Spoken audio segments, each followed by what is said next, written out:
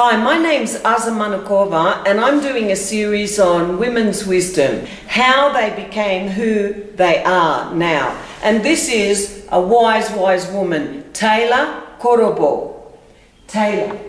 An actress, a director. How did you manifest all of this greatness in yourself? Well, first of all, thank you for thinking of me as great. But I think if you follow your dreams and you follow your passions and you take your obsessions and passions seriously, then you start on a path. And taking your obsessions and passions seriously. Yeah, I've always been in love with the theater. I've always been in love with acting. My first life was devoted to advertising. That's what I studied in school. So I was lucky enough to be a creative director for an advertising agency where I got to go to direct the actors when they did radio commercials and television commercials, and that's when I knew I was in love with it. I was in love with directing actors. So I took it seriously. I left the advertising field and I started studying acting in a serious way. Soon I opened an acting school and I ended up with one of the largest acting schools in San Francisco. I had 4 campuses and it was easy because I got to follow my dream. And so I found good people to work with. And then everything came to a halt about 8 years ago when I was in an accident and went into a coma. And they told my boyfriend that I would die that night, so they called him, they called my mother, and I fell off a ladder in my acting studio. And so I was in a coma. They kept me in a coma for 5 weeks, and they said when I woke up I would be brain damaged and not have any memory, and I would have to learn how to speak again and button my clothes again. And so when they allowed me to wake up 5 weeks later in the hospital, I was 100%. I recognized everyone in the room and I remembered everything. I didn't remember the accident, but that's when I decided, okay, now it's time to get really serious about my dreams. So that's when we moved to Mexico because I knew I wanted to live here, and I decided all I want to do is act and direct, and that's all I've done since I've been here. that's fantastic. So out of this accident that was supposed to kill you came this death and a rebirth. And it doesn't seem to be an uncommon story when you talk to people who have survived cancer, right? Yeah. I'm sure you've spoken to many. Oh my God, even myself, I don't know how many deaths and rebirths I've had. And you have to welcome everyone as the gift that it is. Yeah, Instead of you can choose the road of poor me. Why did it happen to me? My life was taken away from me. I built that school for 15 years. It wasn't easy to close it down. But instead of thinking, why do I deserve that? Take it as a gift and go live your dreams. I mean, you have the choice. I had the choice. You could recreate the same life, which was where I was working all the time. I was teaching classes every night, every weekend. I was working a lot, but that's all I was doing. Or you can create the life you really want. And that's when... And it's the next evolution, isn't it? It's like that's... what I used to do, that was what my passion was. Right. And then it ended, it came to the end of itself, I got what I needed, my soul got what it needed to grow from, and then bang, there was a death. And then this other passion for a different manifestation, the same line, but a different manifestation in a different form starts birthing. Absolutely, I love that concept, and so many people are afraid of it or fight it or don't understand that it's happening, so they keep going on that same course even though they're bored, even though they're not putting anything new or interesting into it anymore. It's not turning them on in every way. So instead of listening to whatever is the universe or yourself or your soul, whatever, telling you move on to something else. You're holding on for dear life to the same old thing. And it's true with relationships, it's true with your work, it's true with your friends. And I think if you are ready to evolve, if you check that box that says, yes, I want to evolve in this life, then you welcome these changes. And I have found... Start searching. have different eyes, start searching, okay, what's the gift here? It looks like hell, it looks like, you know, the devil's come into my life, but what's the gift? And you start searching for it. And then bang, it actually just manifests onto you, doesn't it? It opens up. It does. It opens up in a different way. And it comes wrapped in the strangest packages. Absolutely. And you can think of something as the worst thing that ever happened to you, like my accident. And now I have to tell you, if someone said, okay, let's go back in time and I'll erase this, I wouldn't allow it. Yeah. Because it has taught me so much about myself and so much about life. Yeah. And I think that you have to be ready for those changes and to accept them and honor them and incorporate them into the life you want to live and the person you want to be. That's evolution, isn't it? Isn't it? I mean, the thing that all great people have in common is they never stop learning. Exactly. Yeah. And that is so interesting to me whenever I just finished an acting program in New York and I just finished a director's program in San Francisco, because I love watching other people teach what I teach, and I love watching other people do so much better than what I do, and I always feel like I have something to learn. But you talk to so many people who have a little bit of knowledge, and I do fine. That's all I need. I don't need any more classes. I don't need to experience anywhere. It's almost like it threatens them to be around people who know more than they know, or maybe they'll understand that they don't know everything they should. I'm always taking classes and getting myself into situations where I can learn from people who do what I do. Me too. Me too. Absolutely. Excellent. Yeah, what's next, what's next, what's next? And my life longing to be lived juices up from that, you know. There's no way I can go into a depression, you know, lose myself, go into, you know, a predictable lifestyle. No, because life's pouring at me constantly. Right. And it just depends. I mean, we have a free will. It depends if I want it and if I have the eyes to grab it.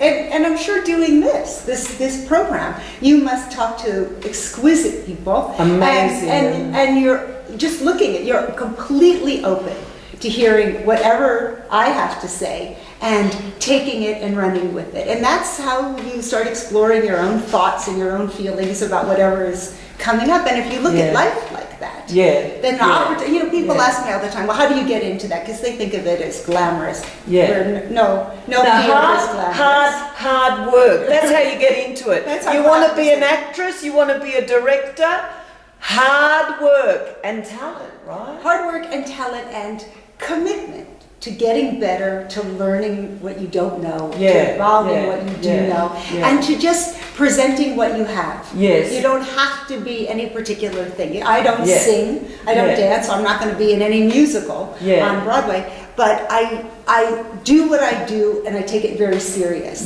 So if you take it seriously and you want to learn and you keep the passion alive, you just get better and better. And the opportunities find you. I really don't they? They come at you. They come at you. I believe it's like this door opens, you know, and opportunities jump on you. But you've got to be ready there. You know, you've got to do your work. To be able to hold that opportunity, because the opportunity is always much greater, isn't it? It's greater, so you've got to match that energy field. You know, otherwise you can't stay there, you know, and some people try and latch on to somebody that has the energy to hold that, you know, but you will drop off. It doesn't work. It does not work. No. Being around it is not the same as being in it. No, absolutely not. Being around it is not going to do it. Right. So people think, oh, if only I knew the right people, I could get into acting. If only I knew the right people, I could get my screenplay read. No, doing the work and believing in the work and figuring out what the avenues are, that's how you get discovered, that's how you get heard, that's how you get seen. And you have to just find the joy in doing it, not being applauded for doing it. That's my belief. I think you have to find the juice in getting up and doing it well. And if someone notices you and somebody applauds you, that's icing on the cake. And you can't do it for that. And you will attract that energy force, won't you? I think so. I believe so. Yeah, all of these people that suddenly became famous, you know, like who was it? Robert De Niro. He said, "Yeah, I just became famous, you know, 20 years of extreme hard work." Right. An overnight success after 20 Yeah. years. And it's true. It's Yeah. really true. And the people that become famous, especially in America, it's celebrity. It's not talent.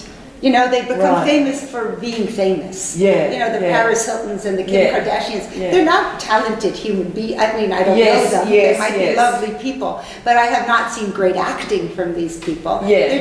They're just pretty, and they're people that other people like to look at. Yeah. Where when you get really serious about acting, if you go to London, for instance, the art of acting on the stage, it's not about being famous. It's not about being a celebrity. It's about being really good. Yes. And moving. Yeah, yeah, And, yeah, yeah, and yeah. touching your audience. Yeah. And that's what acting's about. Acting is not about becoming famous. Yeah, And, yeah. and in America, we have that backwards. Yeah, live theatre is so important, isn't it? Yeah, yeah. It's so important. It's your life reflected back to you. Yeah. With yeah. other people walking around in the roles that you are relating to. I think it's one of the highest forms of art, and that's why I chose to do it. Absolutely, It's life itself reflecting back. But I'm not sure it's going to last unless it changes, and I don't know how that's going to happen.